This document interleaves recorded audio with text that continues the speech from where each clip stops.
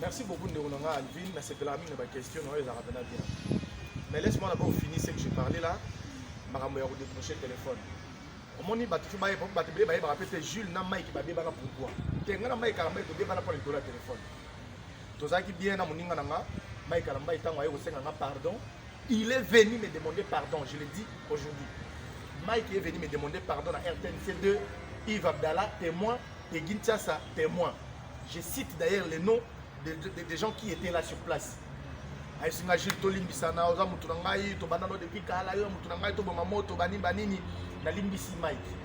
Devant les deux personnes, on attend Bakombo. Tant on a bomi moto, moi je pensais que mon ami a changé. Un jour je l'appelle comme ça. Non, hier vous avez benga. Abenga zaki na kasumbalesa. Abenga fait 22h. Na tuna une question na bi frère Mike. Ah est-ce que yo benga na 22h ngana yambio? Est-ce que ngana longo Gilles? Na longo Gilles je suis toujours Jules Ngandola. Vous voyez? Mais pourquoi ce babengo lingo yambate? Ah to c'est qui wana eleki na mo eleki. Eleki na mo ba année je crois 2 ans quelque chose comme ça. Je l'appelle encore parce que le numéro à Mike est un numéro il va izaranga na mutu. Vous comprenez? Nabengi, lui m'appelle toujours tonton Jules. Bon, tu ça là bon temps de bandagi. Il m'appelle tonton Jules. Nabengi Mike boy na ju père moi muluba mo ba yambi jo moi muluba yambi téléphone. Yo nani, yo za kubenga Mike yo za nani? Olingi nini? Moi je dis oh papa, je veux parler avec le frère Mike Alambayi, hein, donc c'est mon ami d'ailleurs na obenga eto sur la maramob sur mbali. Oyebi oh tika makambo za na moya kuluba awa ngamo na koyebisa ye aza occupé. C'était un autre camarade, moi, tu peux m'envoyer la pile sur la zone balai. Ouais, bon, c'est là qu'il y a qui a une bisaïe. Vous comprenez? Ouais, c'est papa l'abîme. Soit à peine, pèse le téléphone. Je vais parler avec lui, pas avec vous. Père, on a souvent dit qu'on était à déconner. Hein? Yo, et bingati. Aligné sur quoi déconner. Naïf, c'est papa, on a déconné, on a mouton, même pas, on a déconné, mais tout le monde a qui est Jules Nandola. Tout le monde a qui est Jules Nandola. Ok? J'ai été toujours prêt pour la guerre. Hein? Franchement, quand il s'agit de la guerre, moi je fais la guerre. Même si je suis donc maman n'a même pas de 9 mois. Maman m'a équipé, maman m'a équipé 9 mois. Car après, il y a un téléphone. C'est ce que j'avais dit à ses papas. À ton âge, il y a un téléphone. Il y a un téléphone. Et puis tu trouves ça normal. Maman n'a même pas 9 mois. Il y a 9 mois pour un téléphone. Non mais attends là, ça c'est quoi ça? Vous comprenez? Et depuis ce jour-là encore, j'ai entendu ce que je pouvais entendre après, c'est là. Mike est allé raconter des choses, et pas tout le régisseur, Gilles, bon. Ça m'est égal après tout, tu vois. Donc, on a dit soit on lundi, la plupart des bateaux, on a décroché un téléphone facilement. Au monde qui est basé dans le compte à rendre, basé dans le notre bien-aimé dans le Soko Vandina Moïse Mbi, vous comprenez que c'est un garçon intelligent, très intelligent. Vous comprenez, il est sage. Mais le réseau pour moi, il y a moi qui est orgueil, tout bazo reproché, qui est orgueil. Atika qui est orgueil, ce n'est pas pour rien, tout dans le cimetière, il y a Mikonga, cimetière, il y a Mingadi, tout dans le Kinko, les nouvelles cités, tout dans le cimetière Belé, et là qui c'est qui est au Koufaka. On est des hommes, des humains. Tout, costume bien, tout manette, Prada, tout danger. Vous comprenez? Alors pourquoi il faut que ça et comme tout le monde sait que le frère, le pasteur Moïse Mbi, c'est un orgueilleux, Et ça peut mal parce qu'il va pas la paix. Ça la peine dans l'examen de conscience. Pourquoi tout le monde va taxer un orgueilleux? Ça la paix examen de conscience pour changer Azamutu. Vous comprenez? Azamutu a pour changer soit Monique. Et le pourquoi tout le monde reprocher orgueilleux, n'a changé pénal. Et puis, avant d'acheter un téléphone, attends ceux qui ont perdre mini, n'a fait un téléphone par rapport à Nengazagi Bosso ou Yambate. Vous comprenez? Ce jour-là, on a fait la démonstration, n'est-ce pas? Hein?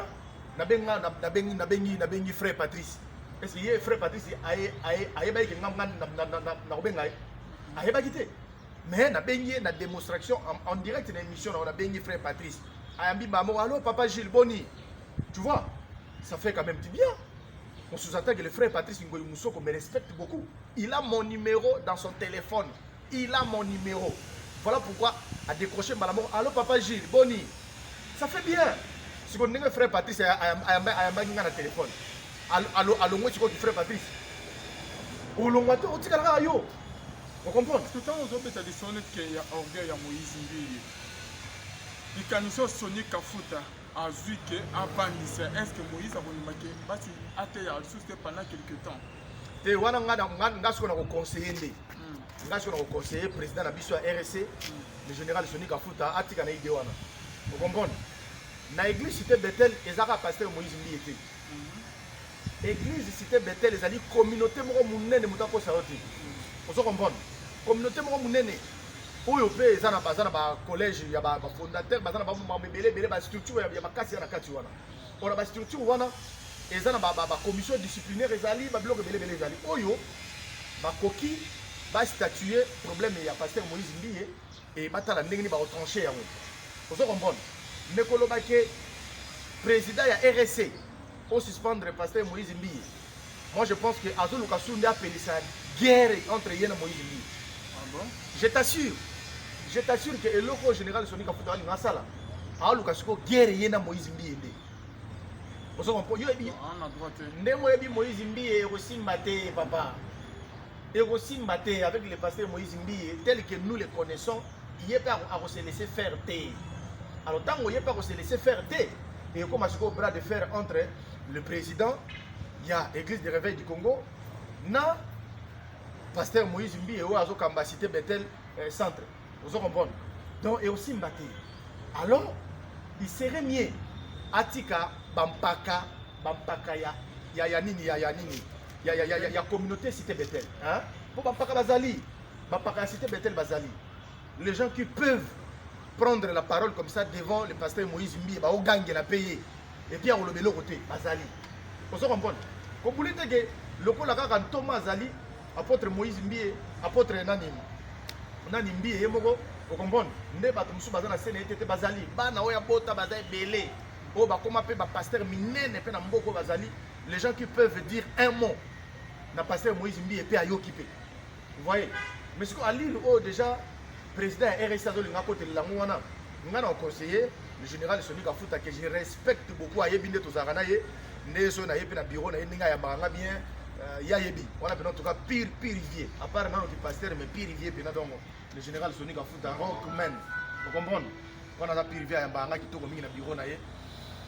Et là on a fait ce conseil ça qui na dossier Oyo, ndé na le début. S'il fallait à Kotango à calmer G, il fallait à Kotango na début. Vous comprenez? Pour Makambe comme la justice. Mais à niveau Makambe comme il y a la justice déjà. Atika côté la na cadre wana que on a suspendre Moïse até ana noté sur donner pour et Lucas ko guerre entre yena pasteur Moïse Mbili. On voit ce qu'on place Makambe ko s'enflammer les sources donc grave et puis na éviter na moment tomber aux aranan. Na éviter quoi. Merci beaucoup Ndeko. Toujours dans le cadre de l'émission la mission bande baso dans la vision. Quand il y a nini ya Moïse Mbili, ce que yo monyango ndenge papa net ke bando bazola bazobenga mwani Moïse Mbili jusqu'à présent albaïka ya king de l'eau tozebite aza na kati ya king ikanisini yoko pesa pona king masolongo babongisa na ndemo ya bien mwana ma ya sala présenter. C'est bon, moi je me dis la première idée que j'avais donnée à l'homme de Dieu, le pasteur Moïse Mbili, ils d'abord va trouver solution moko à l'amiable. Pourquoi j'avais dit ça? Parce que dans mon équipe déjà, n'engezo kende mabe. Et puis na sepela qui pour na début ayo kelakinga. Yango atindaki ba mettre avocat na yeba kutana ba mettre avocat ya Eliane ba yokana. Mais ce que les mal les années ba condition o ya posaki mingi wana. Ba condition au pasteur Moïse Mbili ya posaki o apesaki ba avocat na ye kende wana. Bo ke na moi $10,000 wana.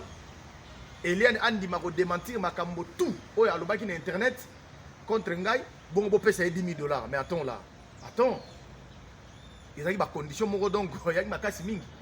Et puis, pour l'instant, il faut le dire clairement, Eliane Aza entouré na ba maître avocat moko ya Saranati. Et ba maître avocat pena solo pena lokola ba vient na biso ba bienvenue Konga. Ba maître avocat pena monter zo sala que ceux qui montent maintenant à lobby I et I, ceux qui montent à lobby A et A. Mettre avocat, il y a blague que ceux qui opposé problème na yo. Donc il faut s'attendre maintenant que solution bien soya. Tu vas mettre avocat ni on a ce qu'il y a $10 000. Il y a d'abord à rouler dans la TXL.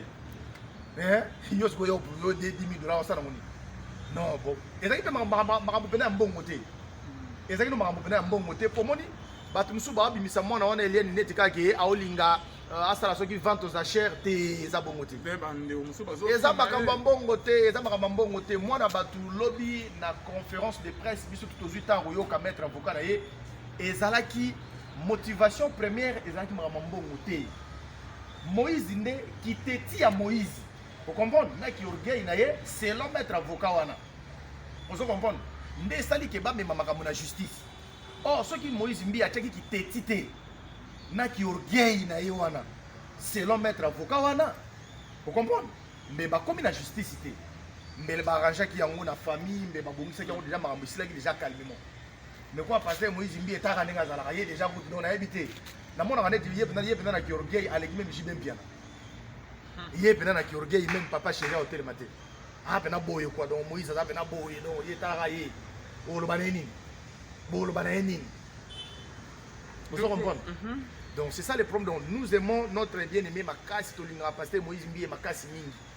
Vous comprenez? Même si tu as l'analyse, tu dois réfléchir à quoi. Nga na yebiti. Nga ko desi batinde nga ba message de mort belé ça m'est égal d'ailleurs. Ba message banini yo Gilles Itala nini boy oh papa. Tant biso sala ba guerre na ba le moloto ba ebele bazaki non temps. Moi je me rappelle à cette époque-là, pasteur Moïse Mbi, non pas comme pasteur était. Azaki non nakati ya étoile de louange. Le coup la musicien simple azoyemba. Bon à cette époque-là, biso to sala ba guerre na ba le moloto. Vous comprenez? Tout ça ba guerre na ba Antoine Katoto. So tuni DG na nga dans mon konzi na nga direct na Op TV. Aoye bisayo là où je suis directeur de programme.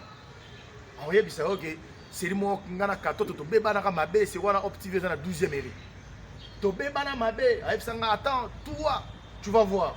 Mais ça ok, toi qui n'es pas na guerre na sala guerre na Katoto ti yemo bena comprendre que te Jules Adam mutu basara na guerre te.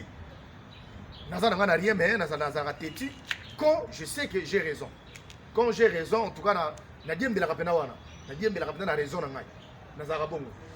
Ndeko jingandora bando basoda na biso lisolo ya docteur Obaso Lukisa. Après baniso docteur bakio kotala docteur Azate docteur Akimi. Aux monté que ba signe on ezo la que ya solo vraiment il y a non ba longo la qui est zemi vraiment ya solo na makamazo ba ezo confirmer que makam il y a nazo déjà ya solo parce que docteur o a longo la qui est zemi ba ki ko lukai docteur Azate Akimi bazo lukai to yebité place accueilli porté disparu. Mais sur ce point hein, mon frère, moi je pense que je l'avais d'ailleurs dit la fois passée dans le bac logo. Na code pénal livre 2, article 162. Et lobby, tout avortement est condamnable. Ok? Tout avortement est condamnable.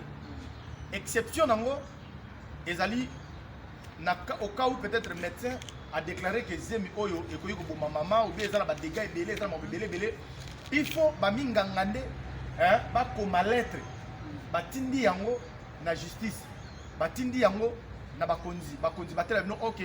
Le cas là-bas médecin balobi bonaboye alors nous pouvons vous autoriser à faire avorter moi sur be maman moi désolé mais en dehors de cela quand on a yebisi yo na code pénal ya mboka na biso na livre 2 article 162 et lobby tout avortement est condamnable.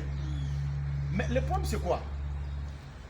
Ceux qui moi c'est dans mobile ils se sont mis d'accord.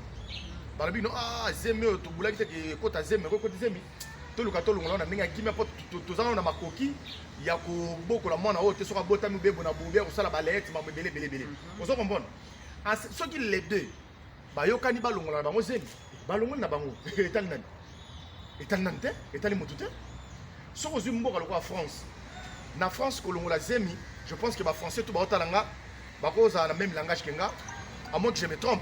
Je dis bien, à moins que je me trompe. Mais en France, c'est à la Zemi, il y a 1 mois et demi au Ringolongola. Mais en dehors, il y a 1 mois et demi au Ringolongola. Je dis bien, Zemi, il y a 1 mois et demi au Ringolongola. dépasser 1 mois et demi en France au Longola biso souki. Parce qu'on sous-entend que déjà Moutaza na kati. Vous comprenez? Na Suisse par contre, na Suisse ba Longola ti zemia souka et za zemia 4 mois et demi. Je crois que bato ba tala biso na Suisse ba yebi mamna oloba. Na Suisse ezalaka 4 mois et demi zemia souka ko Longola. Vous comprenez? Mais pas na bango za ndenge wana. Chaque pays ezala ba loi nango ezala mamna ngo bani. Et pas la biche za bongo. Donc nga na mona te eloko nini ba ko poursuivre maintenant docteur wana mingi. D'autant plus que zemia liboso ya Eliane tant ba longola ki afunda ki te. Hein? Zemia liboso afunda ka te kwani. Tant ba vota ki liboso. Il y a liboso ça la magie déjà. Mais on nous a appris ici que ba longola soki 3 fois, il y a 3e fois né compliqué ki makasi mingi. Mais il y a 3e fois na ndongo zoloba. C'est la 3e fois. Et là, on a dit que Zemio Bauta Kolongolisa et d'un contre volonté, il y a un aboyel ballon. Voilà pourquoi je dis ceci. Hein. Ce qui y a le bosso longolaki, ça c'est entre guillemets, si c'est vrai aussi. Ce qui y a le bosso longolaki, il y a la funda raté. Balongoli a mis balé. Il y a la fundité. Il y a 3e, il y a gardé en haut. Siko bango ba forcer, ba ki balongoli ici. Et comme Siko boye, Makamboza siko partagé. Bon, justice fait tout. Pourquoi au Bolongo la Libosoana au fond raté? Vous comprenez? Ça c'est la première question. Mais la deuxième question retourne maintenant du côté de notre bien-aimé le pasteur Moïse Mbi. Comment beaucoup de Longola Moutuzemi n'a consentiment n'a yété? On se comprend. Donc il y a tant de questions qu'on doit se poser là-dessus. Vous comprenez? Déjà pendant bongo.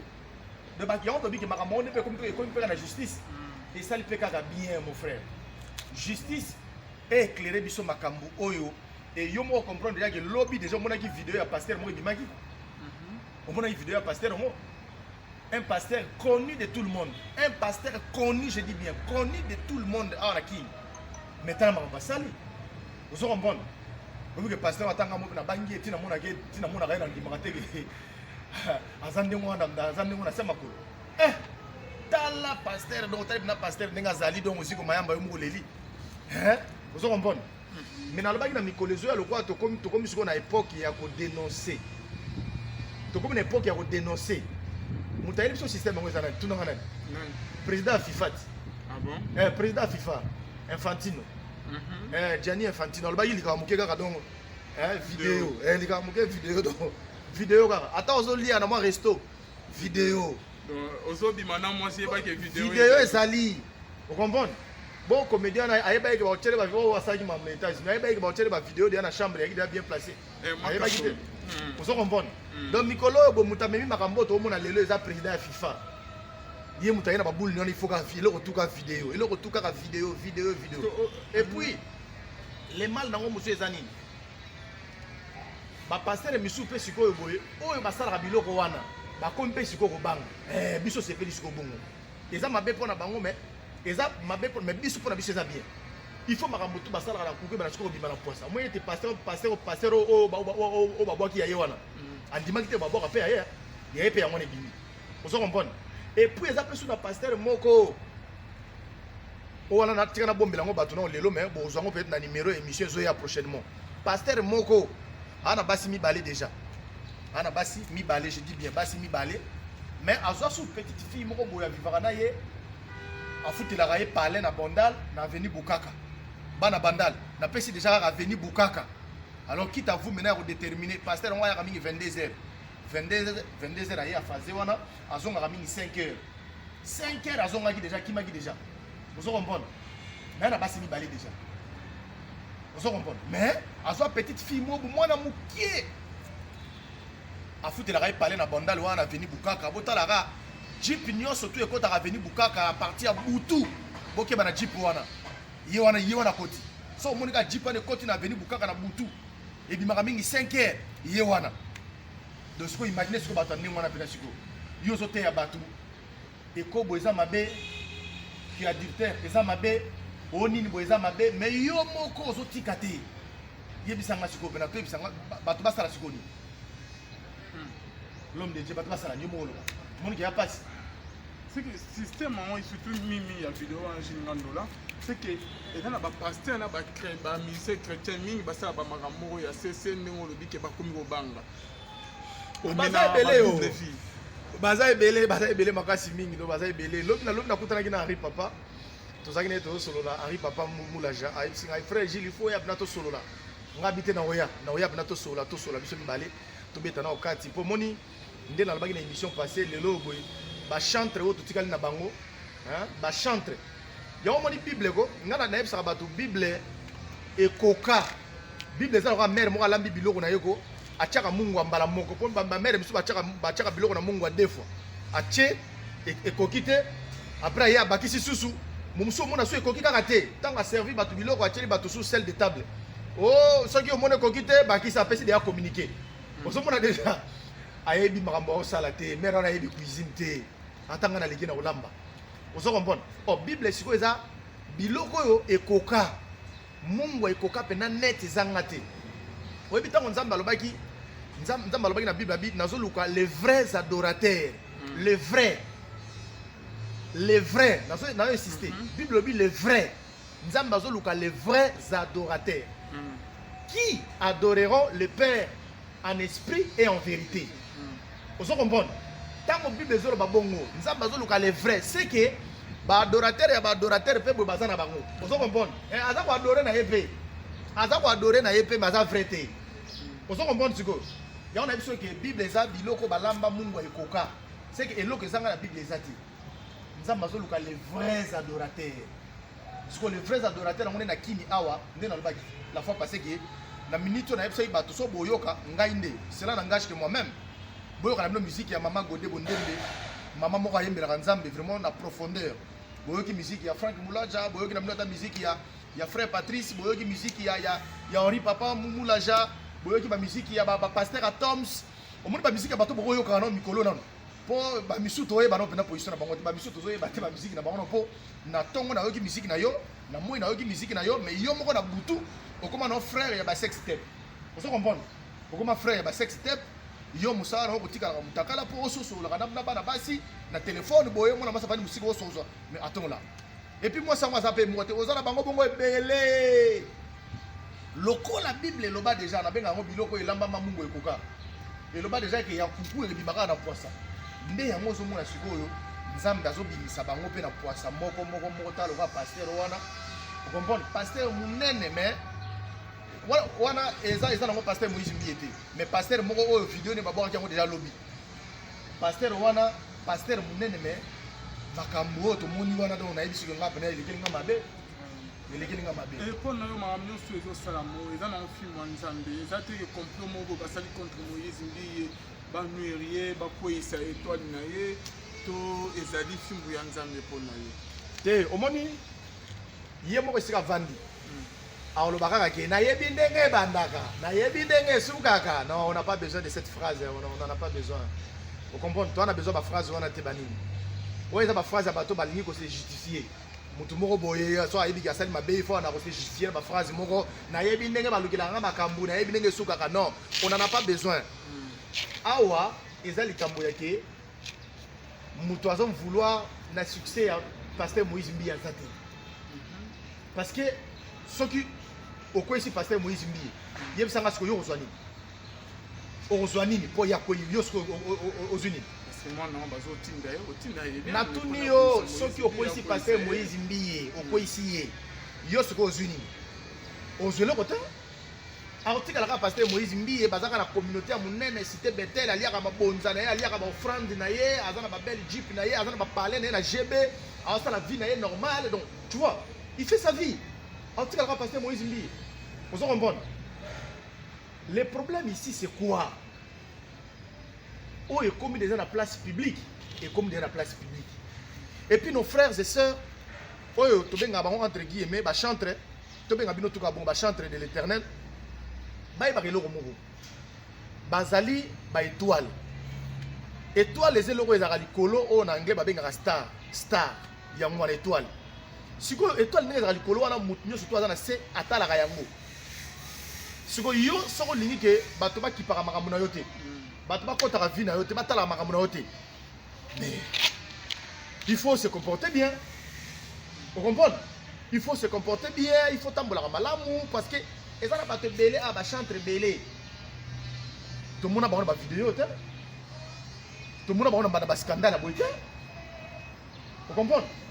Il y a un scandale nini ya moi si o yoka pona mutoko la le moloto ti ya kufi père son âme. Ti ya le moloto kufi. Je profite d'abord de l'occasion, il y a une émission de Gonanga pour Naïbis Rabino.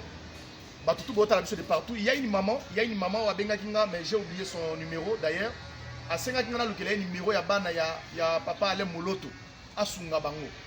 Maman Nanga, j'ai oublié votre numéro. So Robenga Susunga, Robenga, pour le numéro, il y a Bana Alain Moloto, na Pesayo, au Loba qu'il faut Sunga Bango. En tout cas, Nzambe ya Robo Sanaro Mukolo Tena, Likanisozu, au Sunga Bana, ya papa Alain Moloto, c'était une bonne idée. Nous avons pas molo. En tout cas, rappelez-moi en tout cas on peut son numéro. Il y a pas papa les moloto. On lobby pour le docteur Juniandola, mais docteur c'est comme si bazo le kaka ameka ba me kutune so yike makam Elian. Ale déjà ya solo ke ba me makiye kuna et famire ba tcheli loko ba voter ya on est bazo peut-être que ba quand docteur ta kimina e pamba bazo ba vérifier information. Eh, sur lobby pour la mesure d'enquête, moi je trouve que c'est normal hein pour des mesures d'enquête et ça la justice sur ça nango. Il faut y appeler ni biso wa. Il faut que ça va que Michel Bakenda bête un peu film moi. Ah bon? Eh tant Bakenda okanga ba musicien Moïse Mbio soit disant Bakenda na téléphone na so nini wana ni. Bakuta ki bango tuna Michel Bakenda na studio. Bango tout aller mukamate tout le monde. Malé ba film ya osakanate bango nyo surtout. Pourquoi balé ba film yo monyane boyo ko kan pourquoi bo beta bango? Mais yo ebino tant on a no moni na tant on arrestation il y a flagrance et ça la makamba réalité nango. Eh musuba ye ndeko nanga to kende. Yo zo résister. Au policier pas linga yo ka bongo te yo bimbila kini. Il y a sous déjà ordre ya zo yo bokende. Yo siko hote ngai Michel Bakenda o nga Michel Bakenda nango kende te. Yo kende te yo nani? Edi mukamate. Allez, ba film beta bina désordre wana. Vous comprenez? Ba sali kuna ba passer sur ba 2 jours ba misu batiki bango mais ba misu bazana kuna tinde tolo babo. Parce que oui, arrestation mon dernier l'homme BD tandis que dit quand peut-être que Moïse a reconnaître que madame Hélène a l'obéi et ça non il a sauté ça il y a pourquoi aucun ça ba musicien wani paraît qui badana ba image et na téléphone on doit affirmer donc bozo mon ngote tu n'as affirmé te ba arrestation na ba on doit bazo confirmer makambo Hélène a l'obéi que ça il a sauté ba image ezali Moïse abima na basi mususu ya onde kasi wana etali bango te yango napesaki bato indisi mo na émission liboso nayebisi bato na biti sikoyo bopesa ngai video moko oyo pasteur Moïse Mbiye awangani Eliane nalobi bien bopesa ngai video moko ou message moko oyo pasteur Moïse Mbiye awangani Eliane ke atikala jamais kozala na relation amoureuse na Eliane bopesa ngai video moko moi je vais me taire. Exactement. Pourquoi bandeko mingi bazo finir Eliane nango bazo finir sirène bazo lo baki nzama ko frapper bona pourquoi bazo lo babotani c'est Moïse Mbiye alobelo te wana za ba monika ba moni ye musuko so ki famille ba osala ngona comprendre ko famille ba olinga ba sauver quand même l'image de famille parce que baza famille moko chrétienne et puis famille moko ya bien famille moko oyo depuis longtemps to yeba bango na ba scandale a boité to benga ngo scandale vous comprenez. Donc, c'est apôtre Mbiye Moulaya. Oh, mais non, c'est un bon papa. Vous comprenez? C'est un papa qui a une bonne réputation dans la carrière évangélique. Vous voyez? Toyoka jamais apôtre Mbiye Moulaya, un papa correct. Un papa donc qui marche dans la crainte de Dieu. À ça, il vient de dans l'évangile. Mais le problème, c'est quoi? Ceux qui ont et ça peut-être, je suppose, pour sauver l'image de la famille, pour sauver l'image de la communauté, cité Bethel. Mais en réalité, ça peut se faire que le pasteur Moïse Mbiye lui-même sait ayebi makambo surtout. Parce que si on a eu moko. Après, c'est une déclaration. Alors, nayebi fi wana Elianité, nayebi nanga été à cause de makambo. Aucune déclaration de sa part. Donc, tout le monde qui bâtit au coup de vidéo n'est pas zanité. Et c'est que alobaki na nini. Et alors alobaki bâtit beaucoup de vidéo n'est pas zanité. Ne bozo za ke bo mona vidéo na ngai ke na zanni. Botika ozongo te ba énergie bozo sala. bosala kutu ba énergie on ba effort bobongisa nde bato na bien bolukeli na nzambe. Ah bon. Ça va ça alobi na ebongo banini bon. Peut-être yemo ayebi hein, mais déjà lobby. Pour ton information lobby la conférence de presse yo zala quitté. Nga pe na zala quitté mais j'avais envoyé les caméramens pour azaki sur place. Avocat Eliane.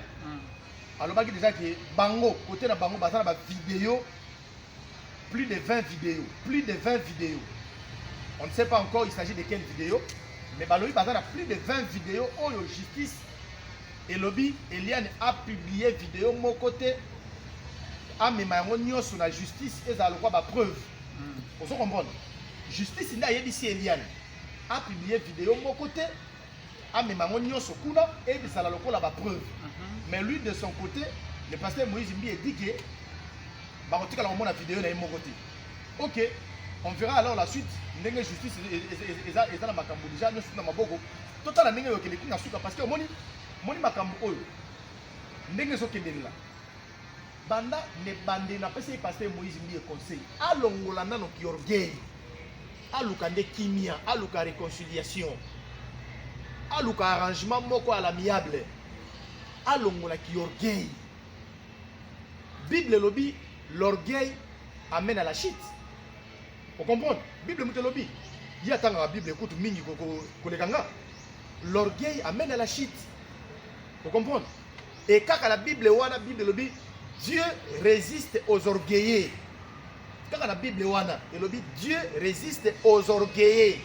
Nzambe atelemela bato yo batia ba mapeka epoleti boy ngai yo danger Nzambe atelemela yo. Vous comprenez? Papa na ngai banda lelo hein l'émission bengaka Bible ezali donc biloko mungu ekoka do ezanga te eleka te ekoka net na Bible tout ezali ba réponse ya ba question tout naka eza na Bible. Vous comprenez? Ya on a fait maman moko ba benga na États-Unis na pesi maman nga pe mbote esika zali afisinga bi frère Gilles bobonde la makasi pour la pasteur Moïse bobonde la pona ye nga bi oui maman tel est notre souhait to bonde la pona ye mais maman zonga peka na Bible wana. Vous comprenez? Zonga na Bible wana tanga na 1 Samuel 16 verset 1 Samuel 16 verset 1 maman. Vous comprendre ndenge nini Nzambe kaka aboyaki prière ya Samuel tant Samuel azobonde la pona roi Saoul. Vous comprenez? Samuel azaki musali na Nzambe aotalaki mokonzi na bango vine eza su malamu te ba problème eleke belé mokonzi aza su a se perdre.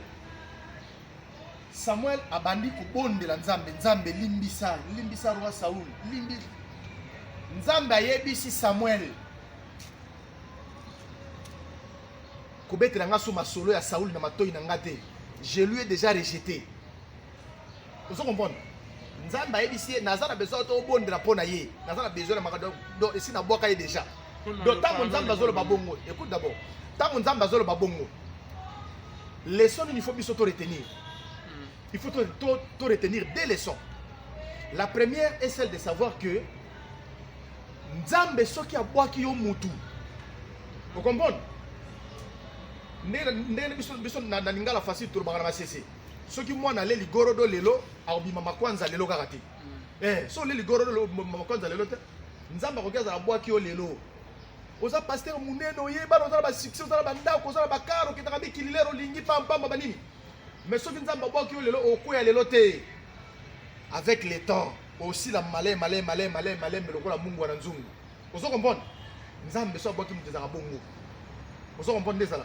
Et puis il faut koyeba ke Nzambe ninga zawana. Nzambe, Bible dit, Dieu ne se répand pas de ses dons, de sa grâce. Nzambe soka péché déjà, a salio déjà ngolu. Et zalata obungi déjà. Nzambe obotra suli kabwa pesa yote. Et ça la Bible papa. Je suis en train de vous parler na makambo eza na Bible. O ebi ke makambo na olo bana kosi, bibliquement parlant, prouver nga na kosi. Lakisa bana ba tu ba verset biblique et notre frère Gilles wana olo bana kosi na verset boy, akosi na verset boy. Lakisa ba tango ke na kosi. On se comprend. Donc Nzambe soki mosali na Nzambe akoyi.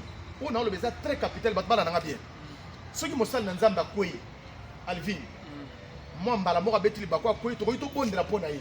to bonde pour mosala nzambe nzamba ako exaucer prière na biso mosala nzambe atambola kana nzela na mabete mais akoyi koyi pour mbala moko so to bonde pour na nzamba oyoka mais soki yo mosala nzambe comme si lisumu wana comme mode de vie na yo okombona yo koya koya roka pamba loka bébé moko azonguluma okoyi na mwana mwasi okoyi na oyo okoyi na lisumu ya escroquerie koto okoyi na oyo okoyi na vol koto okoyi na oyo donc lisumu ekomi mode de vie na yo siko mutu ya ndenge wana nde soki bolingi bosambela mpo na ye boimplore pardon ya Dieu epa na ye nde nzambe akorépondre bino ndenge arépondaki Saoul ndenge arépondaki Samuel okomprendre na 1 Samuel 16 verset na 1 Samuel chapitre 16 verset 1 nzambe ayebisaki Samuel je lui ai déjà rejeté yo zo libobondela mpo na moto ngai nzambe esi déjà naboka ye déjà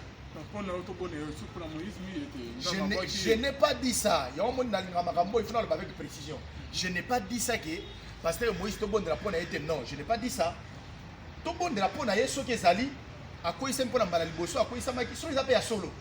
Parce que ici je ne suis pas en train d'affirmer. OK? Ce que zali il y a solo que à quoi il s'aime qui y a solo wana to bon de la pona yi. Vous comprenez? Je mets ça au conditionnel. Mais ce que zali que et comme un mode de vie na ya quoi ya bongo pamba lisumu et comment déjà partage na ye en ce moment là maintenant tu vas se référer à verset biblique on a le biwana 1 Samuel verset chapitre 16 verset 1 nzambe a répondre biso ndenge a répondaki na Samuel pour na cas ya roi Saoul vous comprenez que ne t'en fais pas pour lui je lui ai déjà rejeté vous comprenez alors il faut tout ça la keba yo mosala nzambe siko otala biso soko komisa lisumu comme un mode de vie na yo impudicité yo basa bato mabala yo escroquerie yo nini yo pasteur makambo tu ya mabe kaka yo en ce moment là so to bondeli pona yo lingi nzambe a reprocher biso ndenge a reprocher ki Samuel que botani nga komone na matoyi na ngate sina bwaka ye depuis kala et puis attention so nzambe bwaki yo ozano ka yo moye batte déjà nzambe bwaka yo oyeba note ozalaka na succès na yo ozalaka na bakar na yo vino ya danger mais toi-même tu ne sais pas que Dieu t'a déjà rejeté. C'est ça le problème. C'est que biso to mona ka babilembo oyo la kisaki nzambe sa bwako yo kala babilembo yo la question na miso bato nzambe ko étaler aussi ko muke na miso bato publiquement qu'est-ce ça bwaka yo vous voyez yo moni bande ko misusu et ça en tout cas franchement musique chrétienne pour na yoka yango lelo il faut pena otala pena otala pena. Merci beaucoup Ndégoji. Pourquoi alors la plupart des ministères de Baye va gérer droit na bango que élévation na bango Baye baraté. Il faut rabibi. Au moins que banaki bo bien boto c'est gentil à comme niveau mo cupidité, orgueil, kindumba roto makasunion so wana ezani. Ndeko na ngai eza question mo malamu mingi mais limbisanga na songa moke na simarara. Omoni biso bandi musalo na 2002. To bandi makambo ya micro yo ki journalisme na 2002. D'ailleurs, il y a Op TV en 2005. Je crois que mon DG là, il y a le chef direct de Nangaywana. Donc, il y a le directeur, il y a un programme. En 2005, quand on a Op TV, il y a des musiciens chrétiens qui sont bandi. Tant qu'on a bandi, nous sommes journalisme. Les musiciens chrétiens, ils sont makélé là, bazalaka même pas. Bazalaki même pas. Michel Bakenda, Banani, Bahari, Papa, Banani, bazalaki même pas. Tangonga na bandi musala o. Si vous parlez, qu'est-ce que je veux dire? On se comprend. Qui orgueil o ba musicien bazalaka na ngo soki mutu aza élevé na mitu na question e utaka na nini. Ya mo monaka elle moko boy o mona musicien chrétien yembela nzambe. Mais soka lobi abengana ta mushi ya mukepa mbawana musha okimaeta. Ay satan nyauke allez quitte là. Nyao a obéi était pour azana onction te que oyo koyebisa nyao longwa na pe nyao longwi te vous comprenez nga na sala voyage moko boye pour une petite soirée pour permettre nga na sala voyage moko bona mama Godé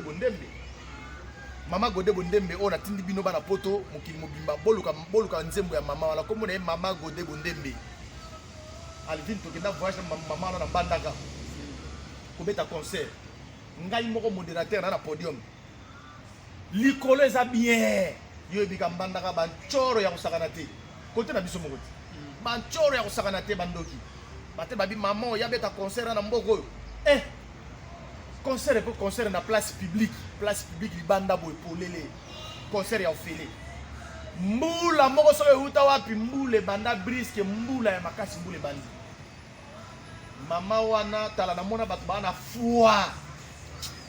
baa na foi epi bato batambolaka na nkolo bato batambolaka na nzambe namona yango chez mama wana Alvin mama wana alongoli papa na ye na podium bato bakomokima kokino batama bato bakokima concert ebeba donc kana ebandeli kaka mbula ebandeli kaka boye mbula ebandi maman a quitté pendant balongo il papa na afuka mina mabele alors bi Seigneur si c'est que je suis venu faire ici en Bandaka et pour ta gloire je demande dans l'immédiat que cette pluie cesse dans l'immédiat que cette pluie nous laisse tranquille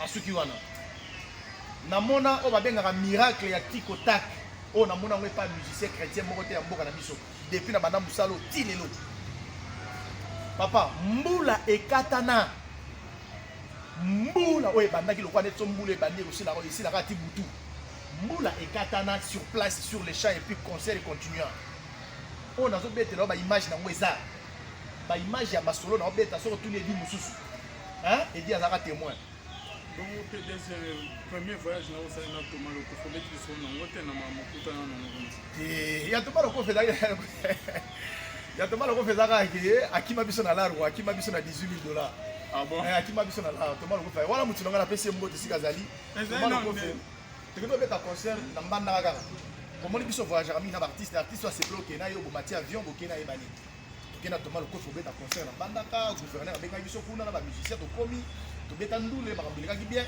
jour to oza mbongo na ndaka gouverneur to zalika ngai na Thomas Lokofo na frère Jean Toulenga kwa kufa oya gospel na pesi kutu mbote sika zali papa Jean Toulenga tokena ndaka gouverneur to benda bena $18,000 bakomi bena na carton bena $18,000 to chango na kati ya bis moto ota mona kitoko ya propre Thomas Lokofo o tefa to kabula mbongo lobby akena na hotel ah ok ça va yo muto yaki na biso yo za leader yo ko lobi ok na hotel akena ina la biso va na hotel na biso ko Thomas va na hotel na ya yemo ko biso va na hotel biso tuna ba musicien tozo zela ke Thomas na lar to kabula lar oh na kesi ko na gouvernorat boye na kuta ina parsec ya gouverneur azo ibisanga bi oh mais Thomas Lokofo ayebsinga bino si bozongi déjà tinga biso tozali ado mais Thomas Lokofo akeda aéroport déjà ah voyager déjà biso mais on voyager ndenge nini na kamo na zonga mbango na hotel na yebisa bana mai ba musicien na ye ba musicien ba facha ba ki na hotel Thomas ale kuna bo Thomas Lokofo avion ici qui déjà et décoller to benga ko to na kini bakangela biso Thomas Lokofo ata na aéroport wa banini obi ke trop tard yebika bango bata badoki bata bakanda nde bazala po mutu ankanda akomi na aéroport batunika vol nini eyekende siko vol nini ezali ayekende kala mingi ta o vol boy enta basomika bien na aéroport mbala moko ale check-in ale mobimba ke na ye Thomas auta mbanda ka aéroport anjili mikili mbala moko do akota su koto akini te na $18,000 na $18,000 ekenda totikala pena wololo tozonga pena okozonga maboko pamba nde biso zonga ti. Merci beaucoup Nderoji. Il y a une émission à Bisso. Un conseil à un musicien, au levé que Babete Michel Bakenda, dans Bakangaki Bango, conseil à un musicien au Kebazo Landayo, un musicien au Kebadan à Katia prison, étant à Bango Zandé. Bon, c'est tout le monde en 4, ils ont monté les bien. Pour ma mesure d'enquête, il fallait seulement que net motoka frère Michel Bakenda il fallait pas bakangaye ata makamune ya sexy tape wana bali yepe côté na yepe moi ki orgueil ko makasi boyebi ndenge nzamba lokota nga don nzambe soka lokota yo ayebisa ko ke salaka ba sexy tape wana nzamba lokota ko po lokota ko pona ko salaka ba sexy tape non on y a on a un problème Michel tu n'as mon Michel d'ailleurs na émission de ça que on a fait que batuba yo ka musique na ye n'est-ce pas na singa yi batuba yo ka musique na ye on a ébaki après quelques jours on va sex tape na ye on se comprend mais on a fait peut-être que il y a on a le biais dans mbala moko ba bebani après chanter à la kisi ba exprimer venete yeso que ça pour mbala liboso to comprendre Michel yeso que ça pour mbala liboso pour Michel Bakenda alors je demanderai à tout le monde mes frères et sœurs to bondela pour na frère Michel Bakenda ndenge akoesamaki wana akoesamaka lisusu te nzambe afortifie ye apesa ye courage bwanya a continuer kosala musala nzambe kitoko mais yé pe il faut le monaki orgueil po et le réseau buma ba artiste na biso zali soki nzambe a élevé kaka il suffit que nzambe a élevé a komi mbala moko danger a komi jibe mpiana a komi nani da komi mbala moko kofi olomide non ba komi danger on se comprend.